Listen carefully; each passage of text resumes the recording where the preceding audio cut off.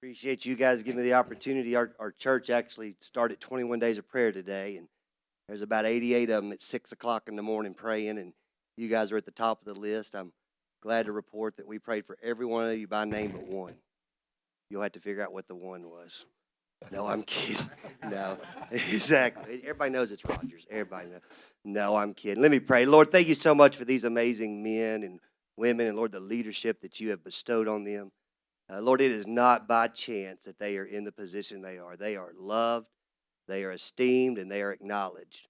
And they've been put in this place by amazing people that live in this amazing county. So, Lord, I give them a deep breath today. Help them to get through all of the things that are so important. But, Lord, help them to stay focused on the main thing. And, Lord, that's the fact that you have put them there. You have a calling on each and every one of their lives, and they are anointed, and they are making a difference. Thank you so much for allowing me to be a part of such a great community that has such wonderful leaders as these men and women. Bless them from everything that they do.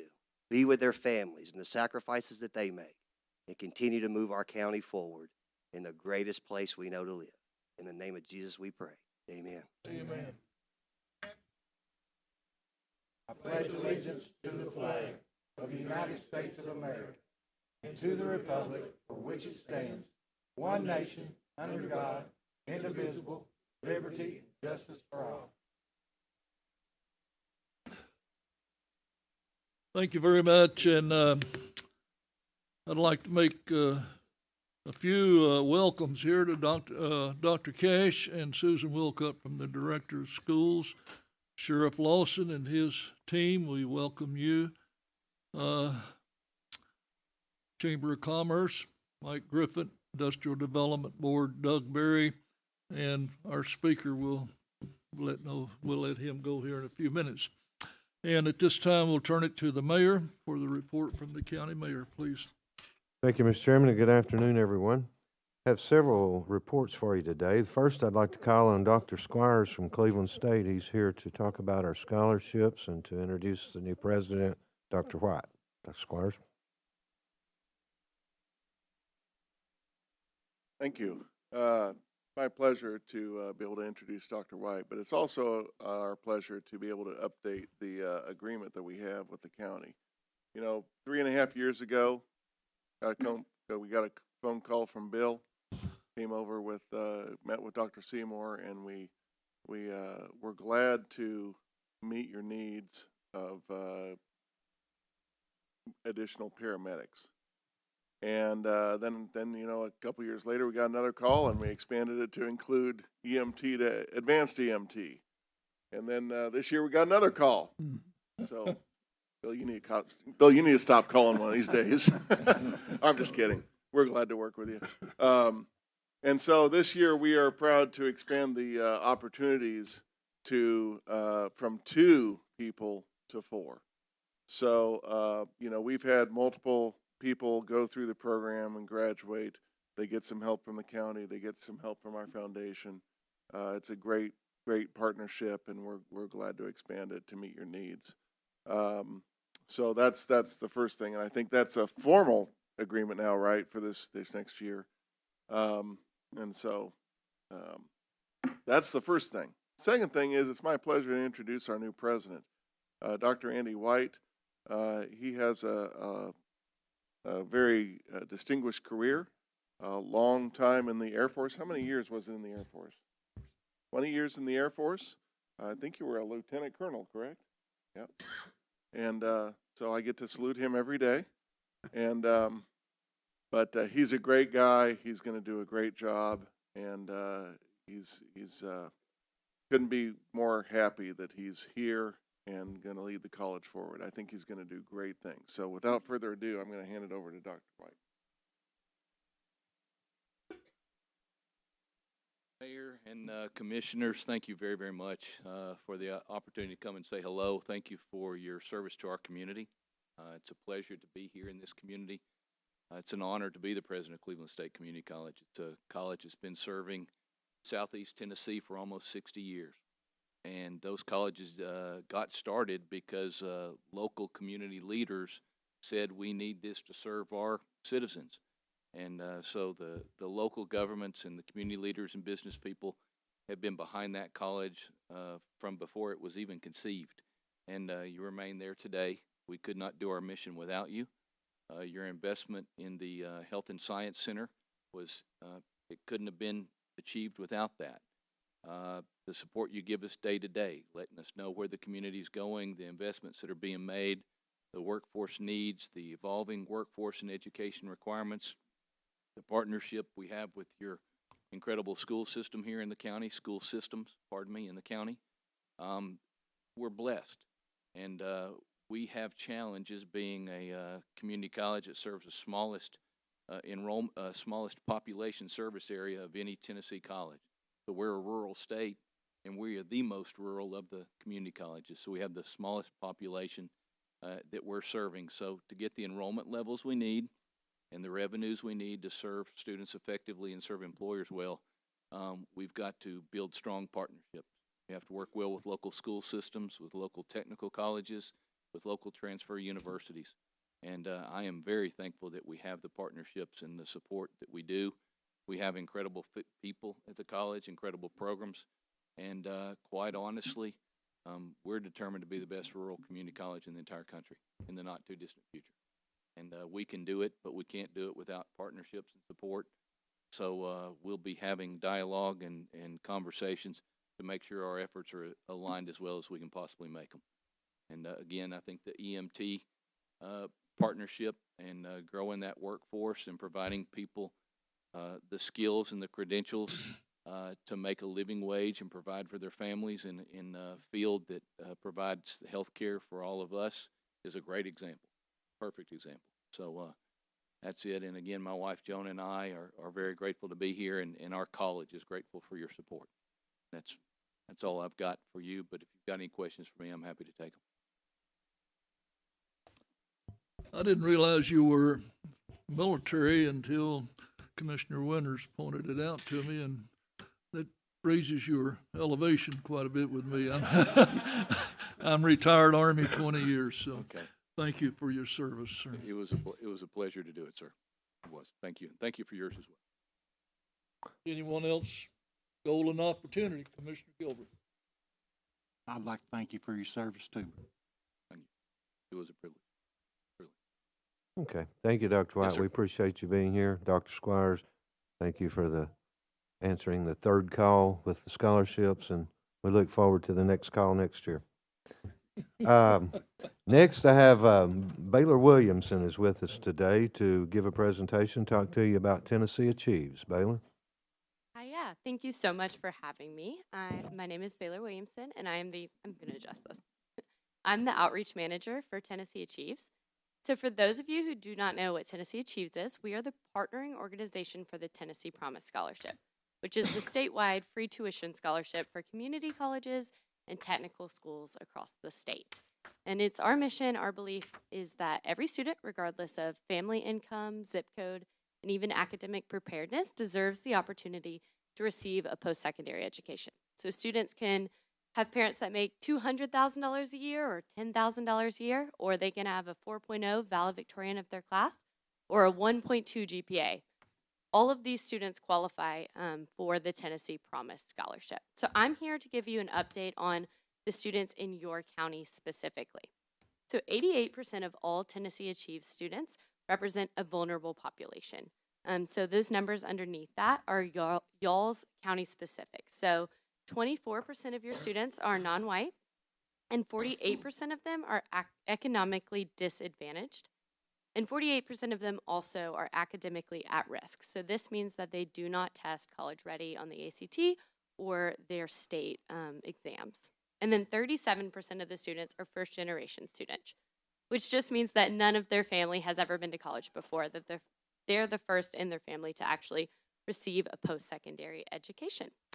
And so y'all's college going rate and across the state has taken a dip since COVID. So pre-COVID, y'all were sitting at 65% of all students graduating high school going straight into a post-secondary institution.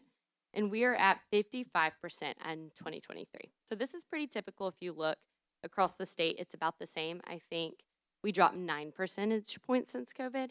And we've had an uptick as well, which we are really excited about. But we're trying to get those college enrollment numbers back up to what they were before the pandemic. So in Bradley County specifically, you've had 1,259 college graduates, and you can see the breakdown of that in that little chart below that. And so Tennessee Achieves has a lot of different programs to make sure that our students are successful in their efforts of going to college and succeeding and receiving their degree. So we have a program called Complete, where every student that's Pell eligible receives a coach from our staff. So we have 30 coaches across the state that work for Tennessee Achieves, and students in y'all's service area are assigned a coach. So y'all have 300 students that are currently being coached. This looks like the coach getting in contact with them by going to in-person meetings on campus, calling them, texting them, sending them emails. They build a close personal relationship to make sure that students are meeting their college milestones and have the resources that they need to be successful in college graduation. And so in conjunction with that, we also have something called Complete Grants. So this is $1,000 of emergency grant funding per semester that students can use for really anything that it creates a barrier to college success and graduation. So books and class fees are something that we pay a lot. Those can be quite expensive. I don't know if you remember from your days at a post-secondary institution, but books cost a lot of money. And it's often an unexpected expense for these students. We also give them gas cards, like the New Cleveland State President was saying. Tennessee is a rural state, so sometimes students can have to drive up to 30 miles per day just to get back and forth from their college. So we offer gas cards so students can get there a little bit easier and it's not as much of a financial barrier. We also offer grocery cards. A lot of our students are food insecure. We saw that a lot during COVID specifically. And you cannot be successful in receiving a college education if you're not properly have the proper nutrition, my bad. And so we have distributed a little under $100,000 of complete grant funding just here in Bradley County. So that rounds out to be about 782 individual grants for those 300 students that we serve in this county. We also have a community service requirement in conjunction with the Tennessee Promise Scholarship. So every semester that a student is enrolled, they have to submit 8 hours of community service. We want to make sure that our students are giving back to the community that gave them the opportunity to receive this post-secondary education. And so in Bradley County, students have submitted a little bit under 100,000 community service hours, and then 18,000 of those are job shadowing hours. So job shadowing counts as community service for our Tennessee Promise students. We want to make sure that students are going into their education well-informed about the career that they want to choose. So I like to say it's much better to know that you're scared of blood before you do 2 years of nursing school rather than after, and it's a great way to earn community service hours as well. And so we have all of these resources available to our students, but they're only available once they actually enroll in a post-secondary institution. And so we need mentors to help students get from high school to college. A lot of these students, like I said before, are first-generation college students, so their families are not necessarily equated with the college-going process. And so they need somebody in their corner helping to encourage them and connect them with the resources in order for them to be successful in this transition. It can be confusing, and all of my family has gone to college, and I was still confused on the process. So having somebody in their corner really, really does make a difference. And so right now we are recruiting mentors. We just started recruitment last week. And in Bradley County, we need 89 mentors to help students make this transition. It's a small time commitment. It's about 1 hour a month. And this can look however you want it to. A lot of times it's just sending text messages or a phone call to remind students of the deadlines and the milestones that you have to complete in order to get to college. And you work with about 2 to 3 students individually. There's only one in-person commitment sometime in the winter. You'll attend an in-person meeting with students in your county to learn about all of the Tennessee Promise requirements. So students are required to go. Mentors are highly encouraged as a part of their training. And that's where you can connect with your students and learn more about all of the requirements that they have to keep up with in order to get this scholarship. And so there's really just 3 roles that our mentors serve. The first one is encourager. Like I said, 18-year-olds really, really need some confidence. It's hard. They're confused when they're graduating high school, and they haven't built that confidence that we have as adults. And so they need someone in their corner encouraging them that they can and should take advantage of this opportunity, that it really is worth the payout. And then the second one is task manager. 18-year-olds aren't known to be the most responsible people on earth. I don't know if y'all have kids or grandkids, but they need somebody to remind them of all these deadlines. So that community service requirement that I was talking about before, a lot of students miss it because they just said they don't remember it. We do text them and email them, but they tend to not check those. So having someone giving them those reminders as well is really, really important. And then the final role is just a resource. So helping students get in connection with people at the colleges, people in their community that can help them figure out what they want to do and then how to enroll in college and get set up with all of those classes. So like we do not require our mentors to know anything about the higher education process. We do not expect you to be experts in this area. That's our responsibility, but we give you all of the resources that you need to know so that you can connect your students with those resources. So calling the admissions office when they don't know how to get enrolled in their classes, or encouraging them to call the admissions office, or helping them call the FAFSA hotline if they need some help completing that. We do not expect you to know how to do the FAFSA or how to enroll in college, but just connecting them with those resources. So if you are interested in being a mentor, if you know anyone, if you're part of any groups that would be interested in helping us in this efforts, I've given y'all all a little handout on the mentorship program. And if you scan that QR code or just go to our website, tnachieves.org/mentors, you can learn more there. Does anybody have any questions about the data or about mentorship in general? Any questions for Baylor? If not, thank you. We appreciate you coming and making the presentation. You look at the chart, Bradley County falls short each year on mentors. We were at 46% last year of what's needed. So if you're at all interested, please, you got a bar there to scan if you're interested, or you can do it the other way with the other card. But many more mentors are needed for this program that seems to be doing well for our students. Thank you, Baylor. Next, Adam Lewis has a update on our broadband. We were notified last week that the BEAD grant, Tennessee BEAD grant, BEAD stands for Broadband Equity Access and Deployment. One of the grants that we've been waiting for the state to move on was announced.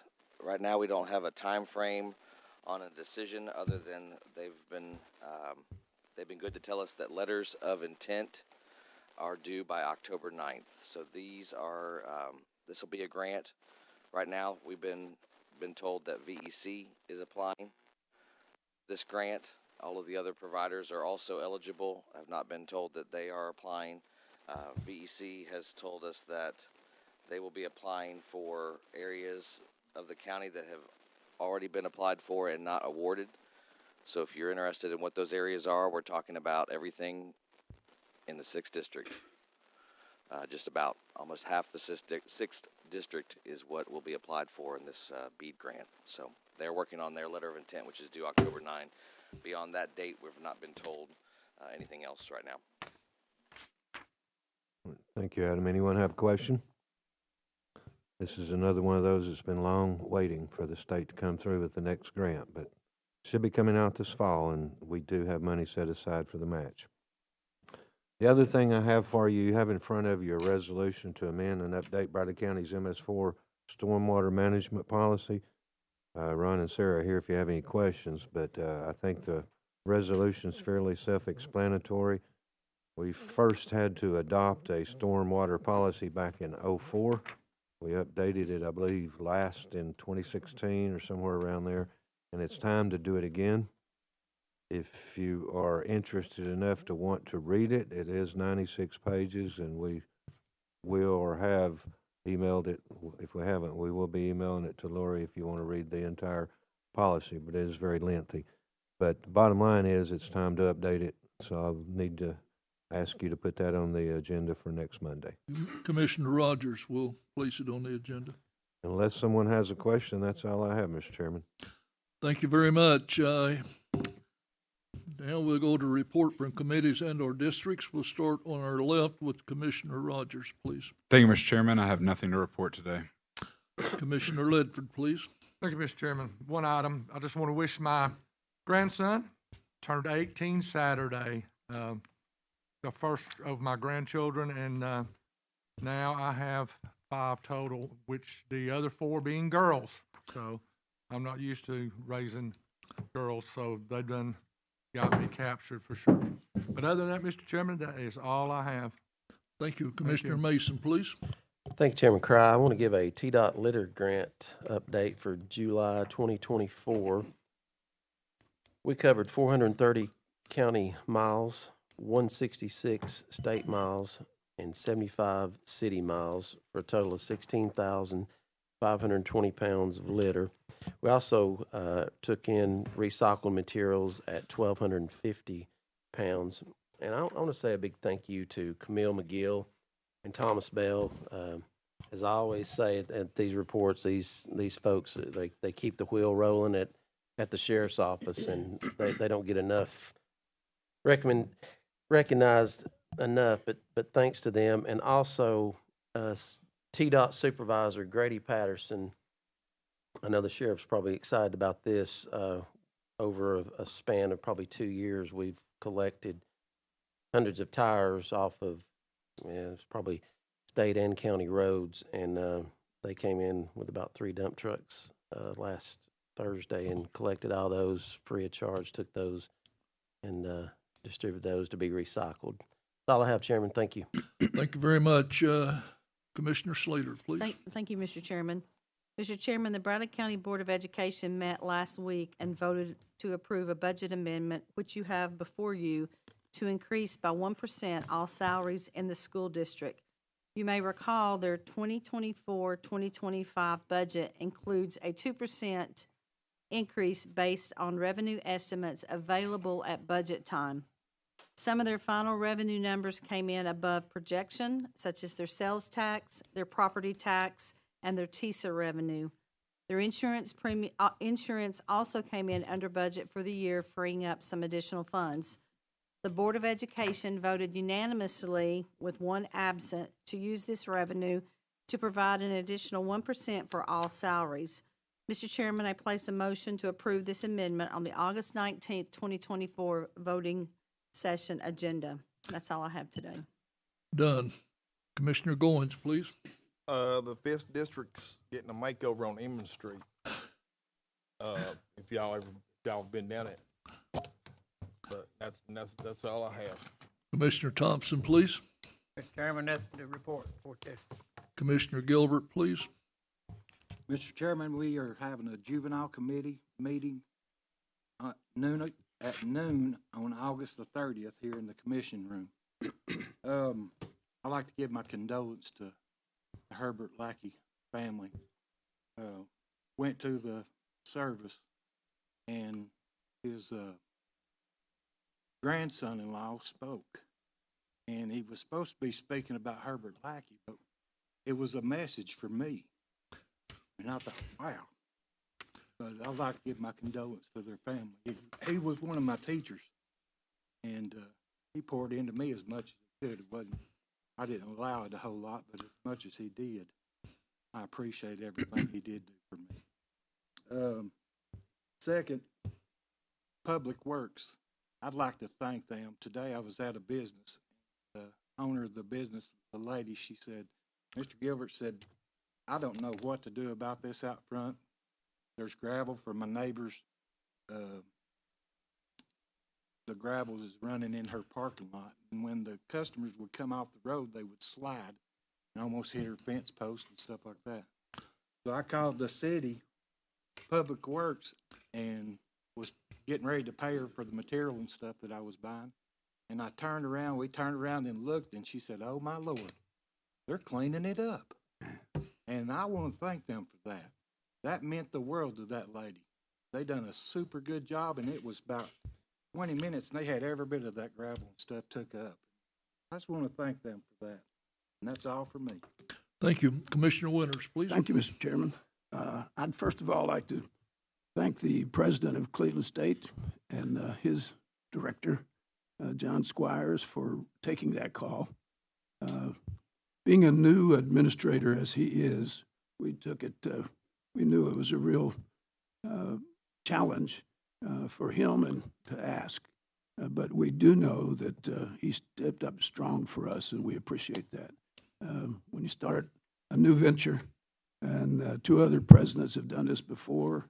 But he was immediate. I think John got to him quickly, and it was immediately a positive response. And thank you very much for that. We welcome you. I had the opportunity to sit on the EC committee, Economic Development, and he presented similar to what he presented today, and really showed us he did a great study on the past of Cleveland State, but also the future. A great view for that. So thank you for what you've done for us.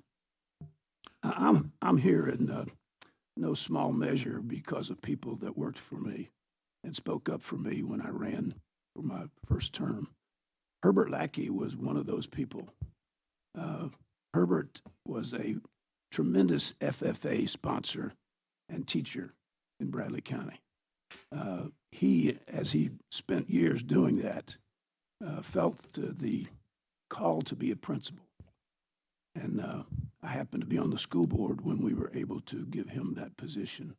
And he was a great principal back at a school that he loved, where his kids went to school. And today his daughter has retired from that school as a former principal that followed him. Was attending his funeral, as Commissioner Gilbert has stated. This community is losing tremendous people that have made this community what it is. Herb Lackey was also on the hospital board, and was a key person to work well for health in this community, but also when it was time to move for sales to be done, he was a part of that group. Has a great family. Kim is retired, his daughter, and we owe a great debt to those that went before us, and Herbert was one of those. Thank you, Mr. Chairman. Thank you very much. Commissioner Collins, please. Thank you, Mr. Chairman. I have nothing to report today. Commissioner Blake. All's well in the third. Thank you. Commissioner Alford. Yes, just a couple of items. One, I'd like to congratulate the school board the other night. They voted to spend $400,000 for some bleachers at Walker Valley, so I'm sure the visiting teams, a couple of games a year, that they'll enjoy having plenty of seats for them to sit in. I just hope that they take that reciprocal, and one of these days add some money to it, and maybe look at turfing the track at Bradley High School. Oh, we don't have a track at Bradley High School though yet, do we?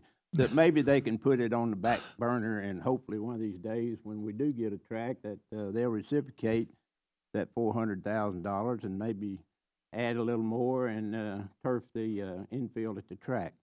Other than that, District 2 is doing well. Thank you.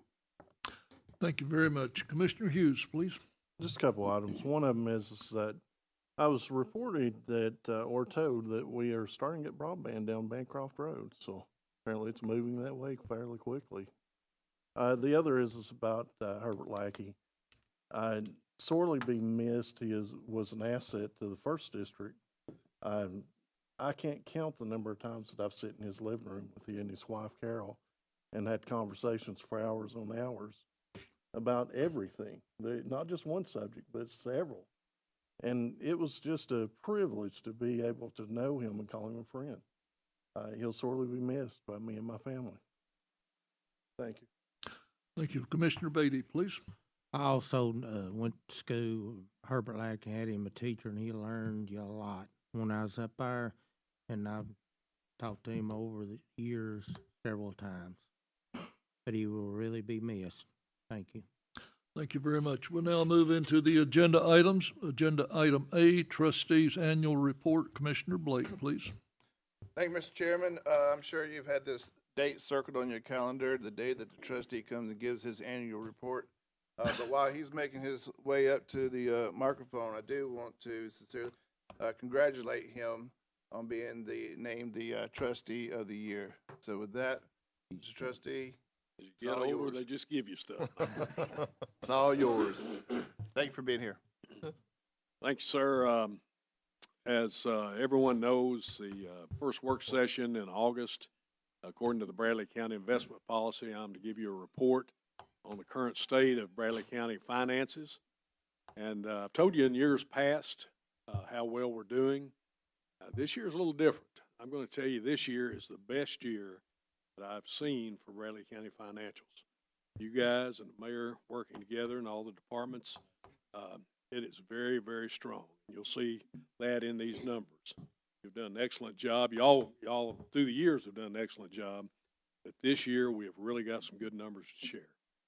With me today is Christy Dasher. She is our accountant. She's been on board for about a year, and I think this is her first time being here. And some of you that come through the office, or if you need anything, she'll be there to help you.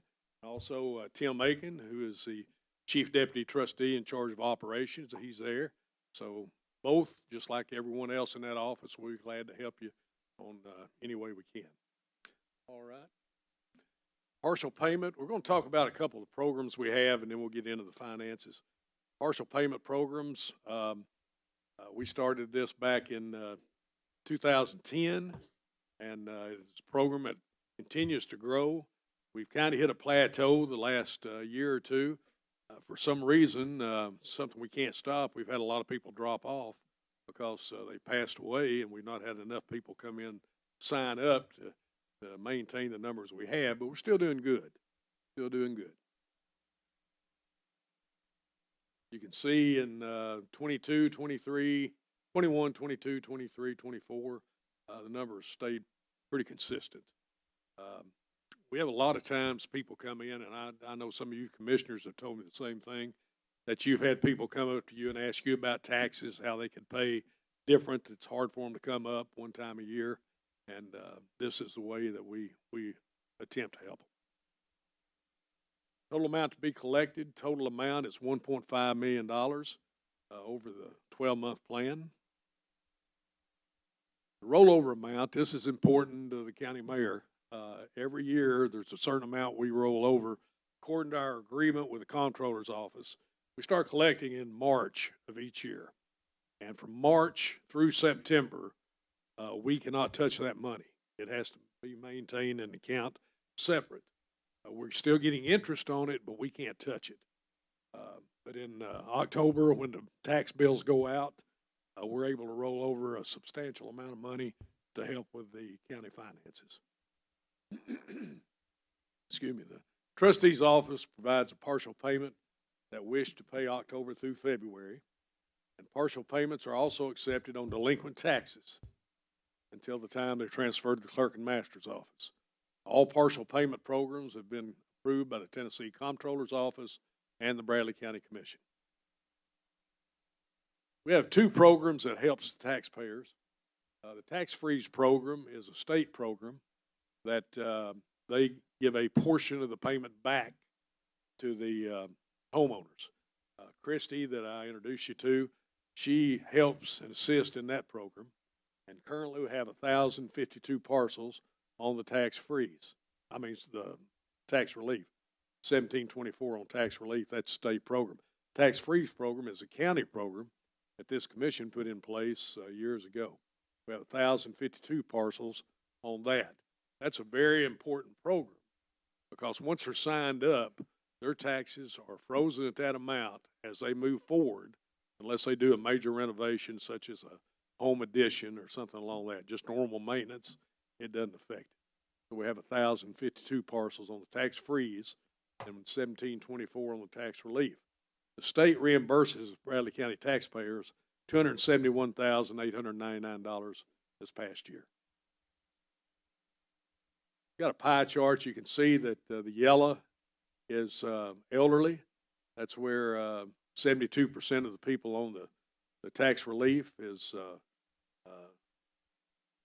elderly. We got 313, looks like, on disabled veterans in green, disabled in white. So we have that program that covers a lot of people that really needs assistance. Okay, sales tax collection. This is a very important slide here. You can see this is site-based. You can see this is where it's the sales tax is collected. And if you look back a couple years, we go back 4 years prior to this year, you can see that each year the sales tax has increased in Bradley County and the city of Cleveland. Okay, on the next slide, how's it distributed? You can see that too, the increase of those sales tax, what it means to Bradley County schools, City of Cleveland, and City of Charleston. And you can just look back. Let's go back to 2021. Bradley County out of sales tax received $7.8 million, and 23-24 it's up to $9.5 million. Now each year or each month I look at sales tax report, and there's only been 1 month since 2006 that amount has not increased. And we're talking about inflation that's happened the last 3 years, and it's took a toll, I think, on some of the sales.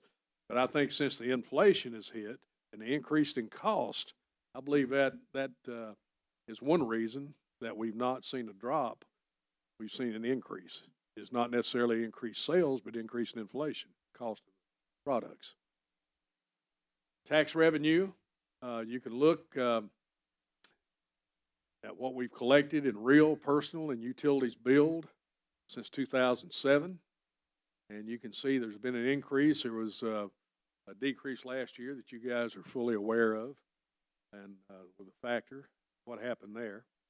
But we don't have the total amount yet of what we're going to collect this year.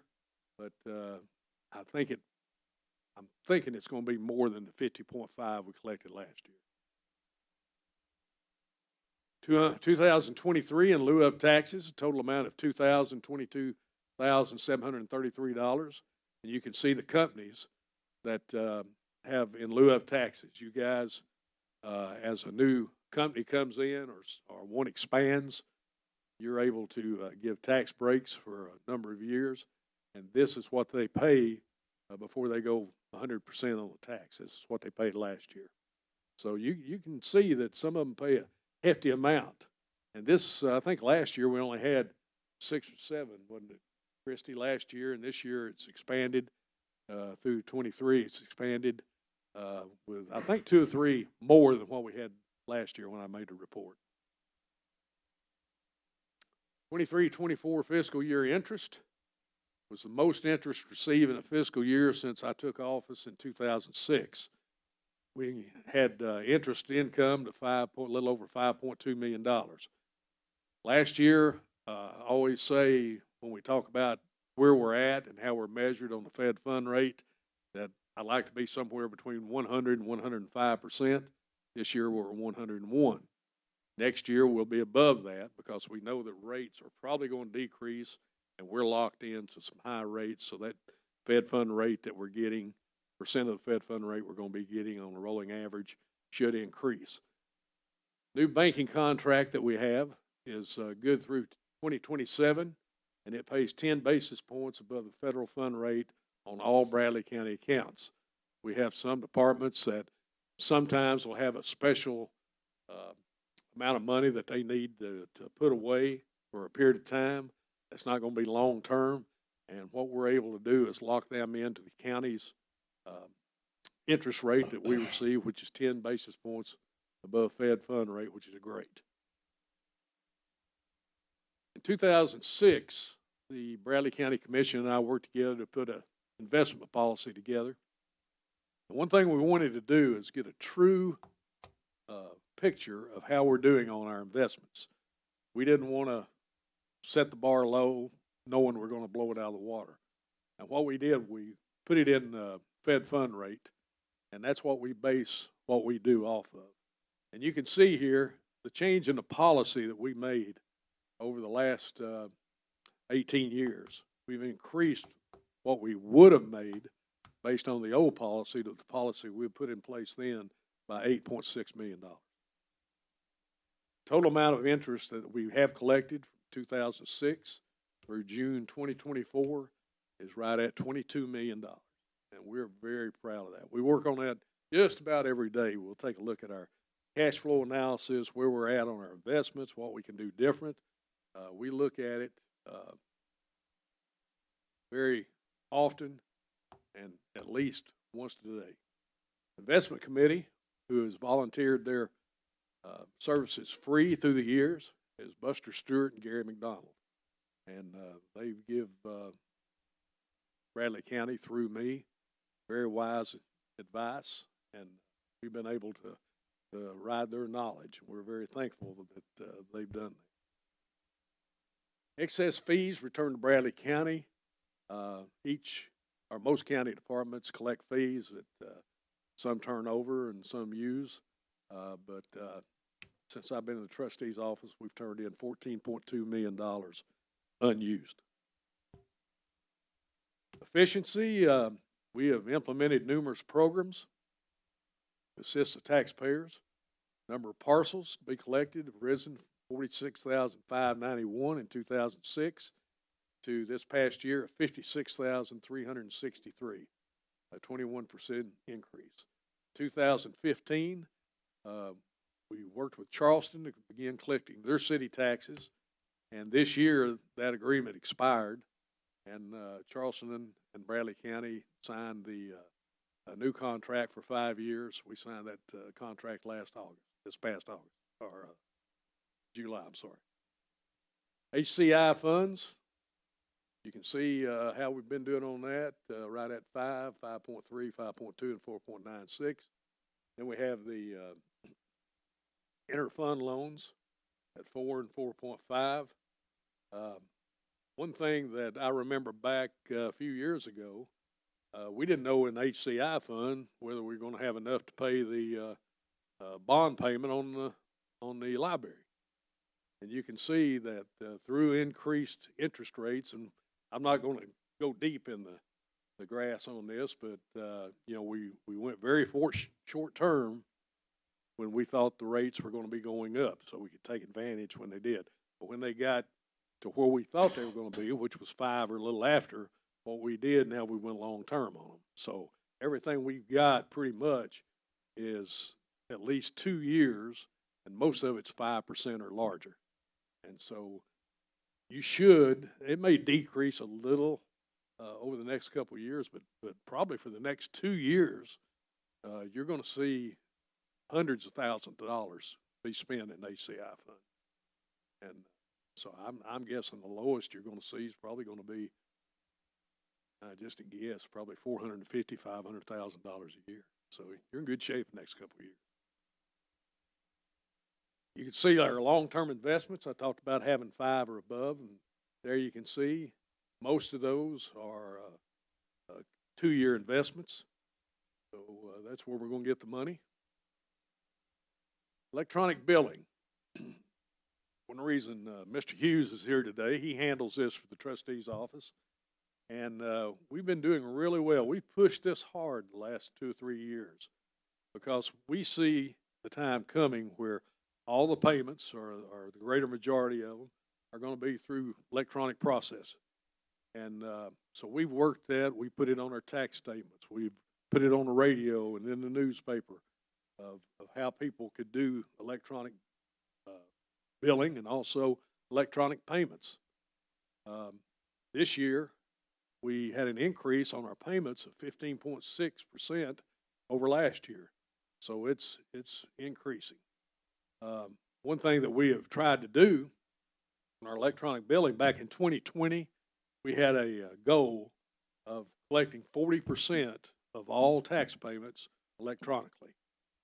This year, past year, we were at 38.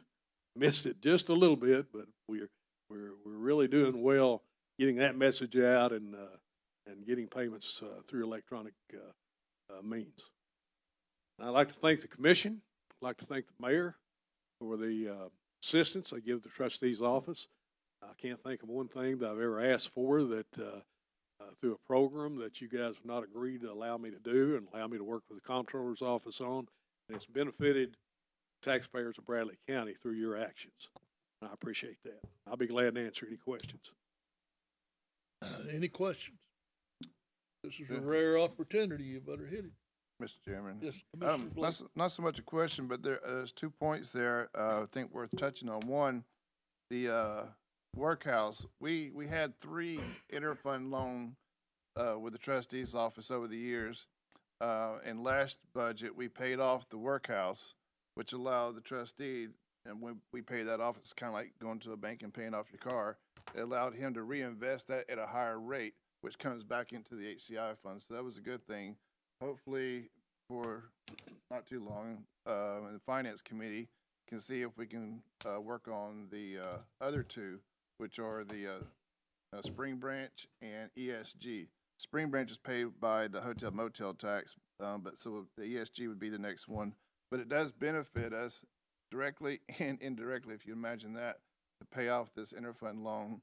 The other thing is, he mentioned the HCI in the library.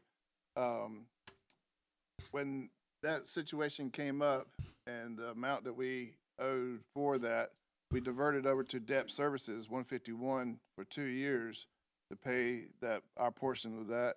But this year, in our budget, and the mayor and I in the finance committee and fully the commission, when we voted on the budget, we brought it back to HCI. So in this budget, the 24-25, HCI will be making that payment back to. I think we only have 3 or 4 more years left on that. The bond I saw the other day was issued in 2007, so it was a 20-year. So it should be in 2027 that we're finished with that completely. I just want to touch on that as info as far as working with the trustee on that. That's all I have, Mr. Chairman. Thank you. Anyone else? One thing I will say about that is that's when the interest rates were 0.2%. Oh, they were horrible. When they got down, and we were worried about being able to make that payment. And I know you and I had the discussion. I said it's not a good idea to pay recurring cost out of the HCI fund. It's a good idea right now, but 5, 6, 7 years down the road, who knows? So I would caution you in the future about making recurring cost out of the HCI fund. But you're in good shape now. The other thing with one of the interfund loans, you did a great job paying that one off. The other one, the mayor and the commission has been wise paying extra each year on. So that's a good job doing that. Commissioner Thompson, please. Mike, we appreciate the job you do down there. Thanks, sir. Y'all, we've done a good job.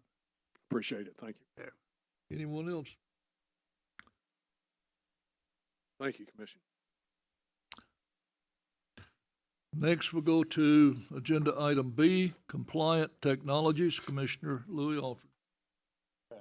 Chairman, thank you. We have a visitor today, Brad. Compliance technology. Technology to protect. I don't have my mic on, do I? Protect themselves and to de-escalate situations while they're out protecting us. I've asked, since Adam is the new EMS director, I've asked him to assist Mr. Stimpson in this demonstration and the use of this equipment, because it's quite impressive. Some of us saw it not long ago, and they have some gloves too that he'll talk about in a few minutes. So if you could go ahead and give us a quick one, then we'll go from there. Okay, thank you very much. Again, my name is Brad Simpson. I'm with Compliant Technologies. We are a 100% veteran-owned company out of Lexington, Kentucky. We deal with de-escalation electrical devices, as he said. Right now, I want to talk to you more specifically about our glove. Rated low output. Hey, Adam. Uses 2 opposing pads on the palm to cause an current through the skin alone. Once it's turned on, not able to.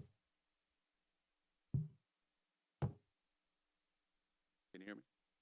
Okay, so the glove uses two opposing pads on the palm of the hand, causes electrical interference with the skin, the peripheral nervous system. So the electrical current does not go past the skin. It will not cause heart attacks. It will not stop patients like that. It's safe. So when you're using it, you're trying to de-escalate the situation. The power of the glove is 380 volts, 0.000125 amps. No life-threatening injury. Good on retention. Nobody's going to try to be able to steal it from you. You're able to close that gap from your other weapons on your belt. So having a volunteer show. Any of the commissioners want to give it a shot? Commissioner Thompson. My heart's in good shape. All right, well, I have a... What about the chief deputy back there? Wouldn't he be? I don't know, man. Deputy, for your assistance. So,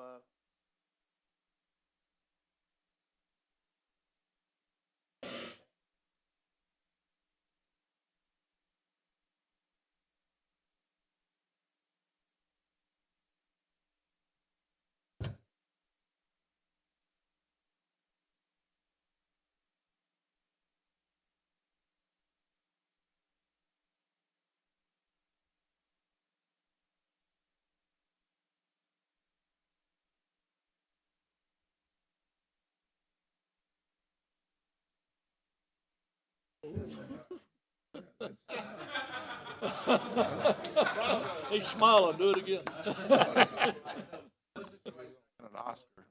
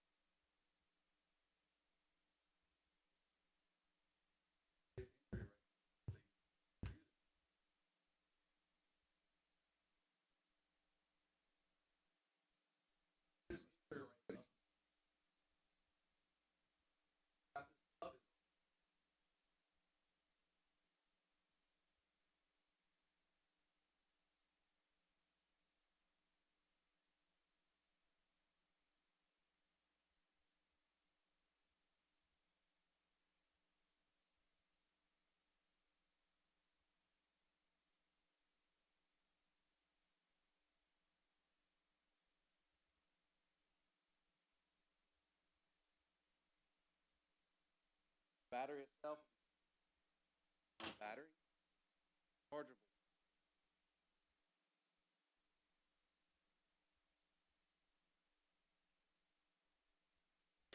No part.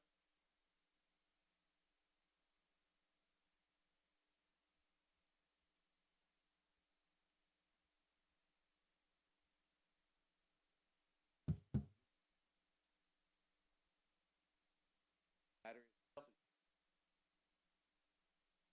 is we sell these devices. Yes. Right.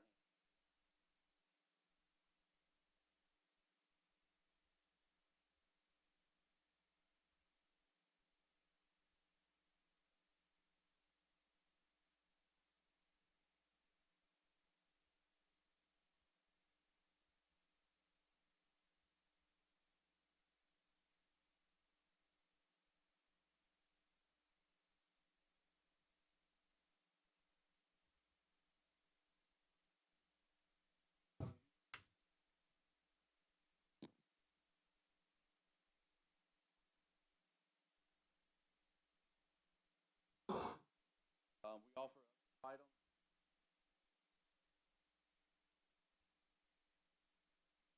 Talk to you about is brought a box.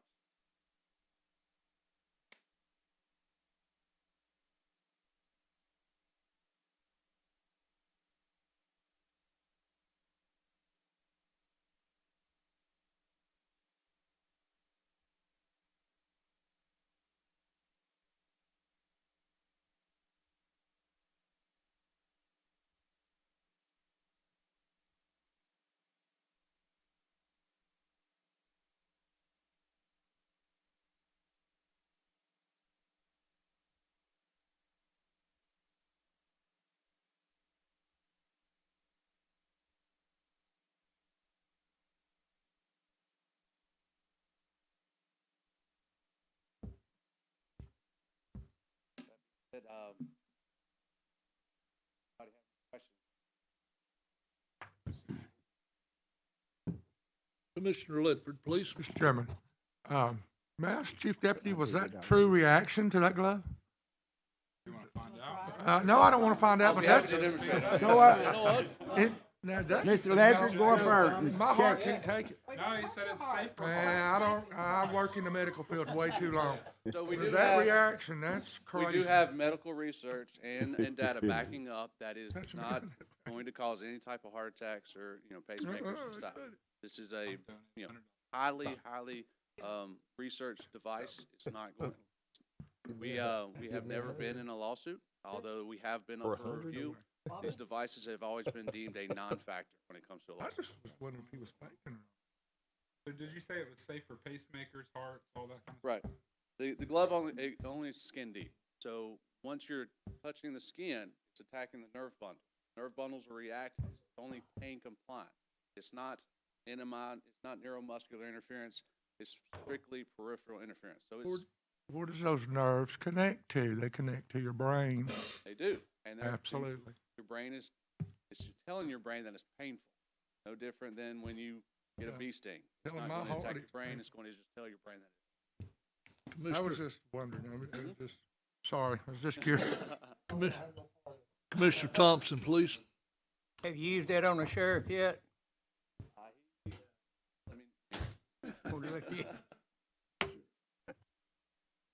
Anyone else? Sheriff Lawson. Hey, Sheriff, Hey, sir. how do you feel about these gloves? Is this something that you're wanting in your department? Yes, I think it's good as far as giving you an extra tool.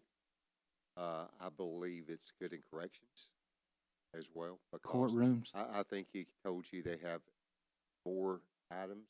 I think they have even a shield for if you have to go into sale, they touch the shield. It's the same way. There's several items out there, is that right? So I think it is good. I think it gives the officer an extra tool. I think I would have to look and make sure they're used right. Yes, sir. Make sure people understand that they are your tool, and I will hold people accountable for using them right. But imagine if you're an officer and pull on a situation, you want all those tools that you can possibly. And I think it comes down to money, what you can afford. I think you got to use it wisely. Commissioner Alford saw it and approached me, and we had seen them at the Sheriff's Association. They go there. And whatever we can afford, I would be blessed with, no doubt. And that's up to y'all because you run the finance. Thank you. Just one. Yes. What's the cost on those, the gloves? What price on? All of our products are under $2,000. The gloves themselves are $1,595. For a pair, for a pair. For a pair, yeah. You get a left and a right. We offer anywhere between extra small and triple XL. That brings me to the point that it is a good way to have smaller officers deal with bigger individuals. You know, it's a good equalizer. So it does definitely level the playing field when it comes to that. Anyone else with any questions? Yes, go ahead. Just a couple of comments. I don't have any more questions, but he also, the demonstration I saw one time before I talked to Coach Lawson, Sheriff Lawson, also a guy was on the ground. You know, if you've seen TV shows where a guy gets on the ground, they put their arms up under where the deputy can't get their arms out to cuff them. Well, all this guy does is take his shirt and pull it and stick that hand on his back. The guy come up like he'd been stung 100 times with a bee. So he didn't have any trouble getting handcuffs on him. The other thing is the gloves, the small gloves, they're really protected against fentanyl. And that's a big thing in the sheriff's department nowadays. They use those gloves, and these would be very beneficial in that respect. So I've talked with the sheriff's department, John and them, and they think that if we could buy 20 pair of the gloves, it would be beneficial for their office. Or it would be enough for the sheriff's department to start with. And I think total cost was somewhere around $30,000 for the whole outfit. That's gloves and everything, if I remember right. That close, so, yes, Brad? Yes. Somewhere in that neighborhood. So what I'd like to do, we got AR money. It would fall under that category, ARC money. So we're not going to have to pay taxpayers' money on it. I would recommend, and I'd like to put it in the form of a proposal, that we purchase 20 pair of those gloves, and with both sets of gloves, the little gloves and the big gloves. And so the sheriff's department, I feel like it would be very beneficial to the department, because if any of y'all, and I know my dad was always in law enforcement, and I've seen him come home many a time beat up because he got in a fight with some drunk or something. So this would be a good way to control that situation in a lot of ways, I think. I do have one more thing to add that I didn't bring out, is that these gloves, they are very good on TV. They're low optics. So whenever you're using the glove, it looks a lot better to use a glove than it does any other type of intermediate or higher weapon. So when you're going hands-on with the glove, it looks like they are, committing to you, putting them in control as opposed to backing up and using a handheld or, a taser to put them down. It looks very bad on camera, obviously, when you're shooting somebody with a taser. These gloves, you're not going to have that out there. You're going to see a low optic view of these gloves being used. How many other law enforcement around, like in other places? So right now Hamilton County has them. Bocce, we have over 25 counties in Tennessee alone. That many in Alabama. We have 80% of all the jails in Kentucky. Ultimately, we have over 400 agencies in 40 states and 9 countries that have these type of devices in them. Commissioner Mason, please. What's the guarantee on those? The life? So we offer every product that we do is a 1-year warranty. Anything goes wrong with it, we'll replace it within that first year. When it comes down to the life of the device, the battery lasts for 2,000 charges. So if you're charging it once a month, that's a very long time, 2,000 months of use.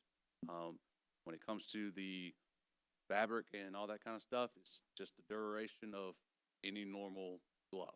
I couldn't tell you what the shelf life of a cloth glove would be, but we can vouch for the battery that's going to last you a long time. So, anyone else? Go ahead. You said that the club was running 1,500 thereabouts. Yes. Roughly $1,600 for a pair. So it's a one-time fee. So you purchase the glove for 1,500, and that's it. Yes, these gloves are a non-consumable. Once you buy the gloves, they're yours until until the battery dies. Yes.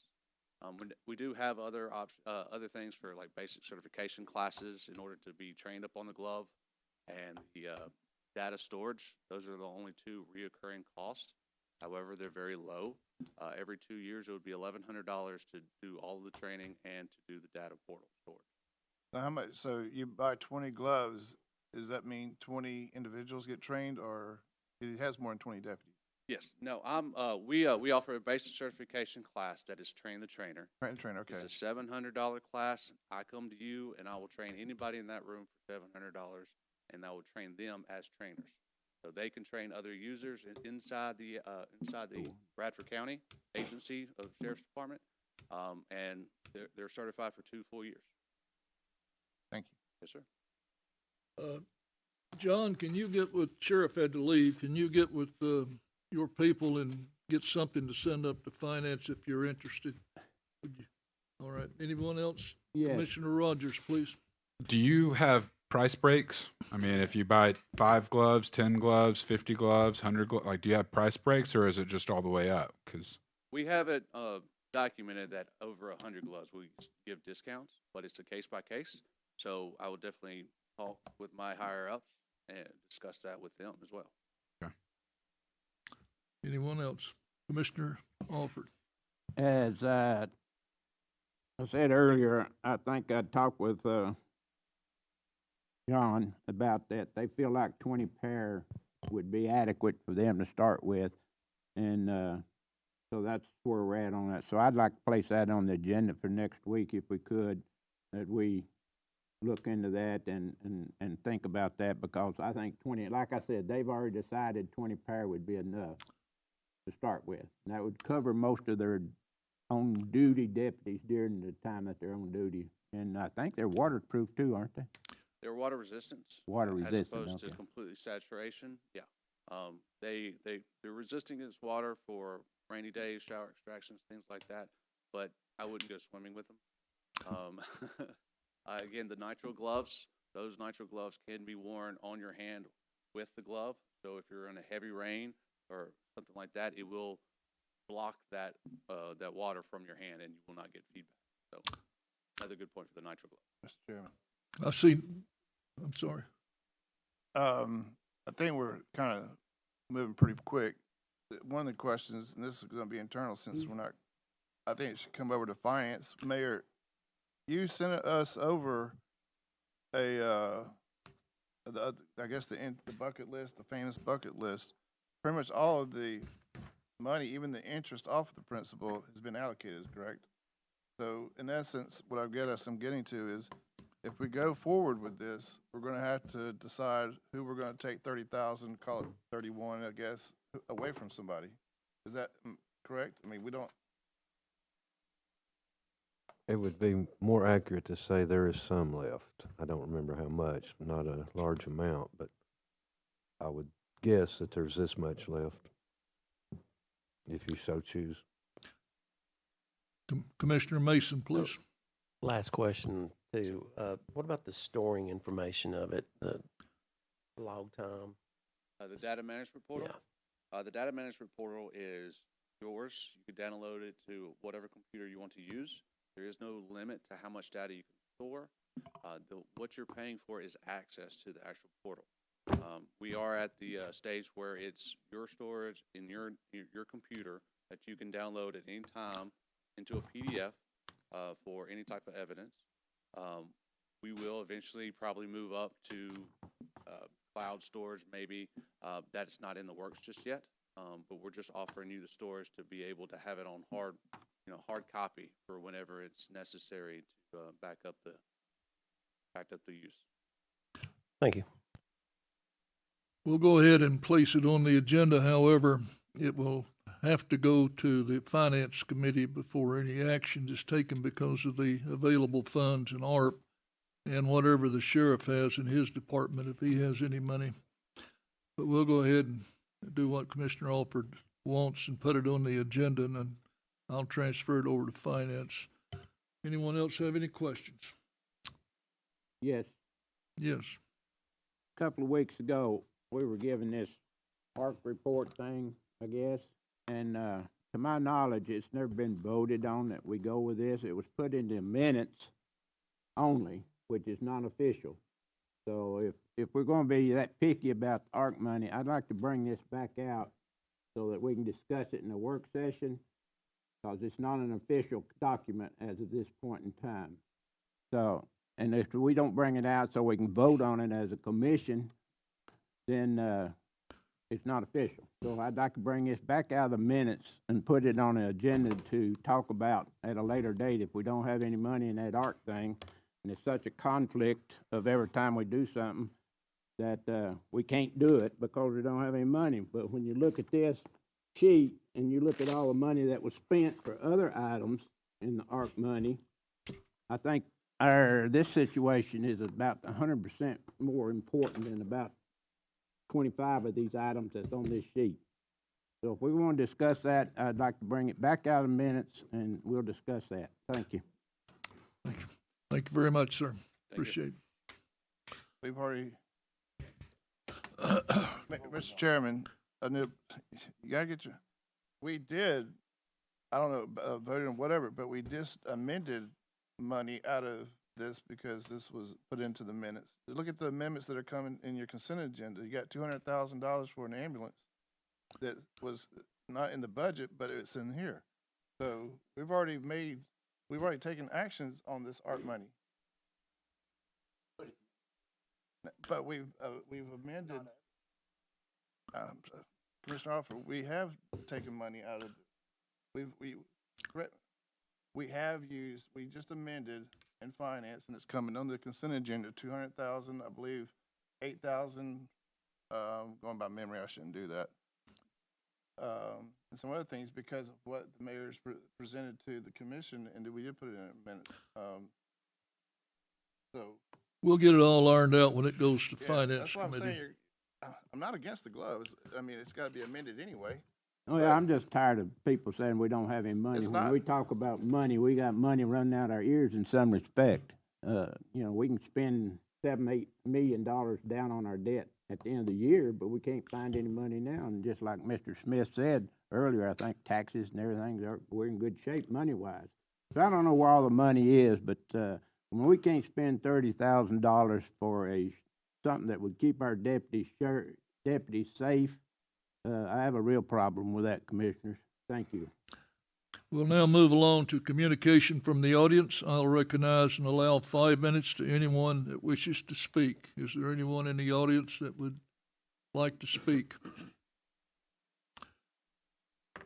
There be no one like to speak. I will move to the announcements. Chamber coffee tomorrow at 8:30. Hope 4-1. That's where the location is, wherever, I don't know. Farmers on First, August the 18th, 11 a.m. to 2 p.m., First Street Square. East-West Connector, public meeting, August the 19th, 5 p.m., Old Woolen Mill. Juvenile Committee, August the 30th, I believe it's 12:30. And again, I'd like to thank the new president of Cleveland State for attending, and come back anytime, sir. We are adjourned.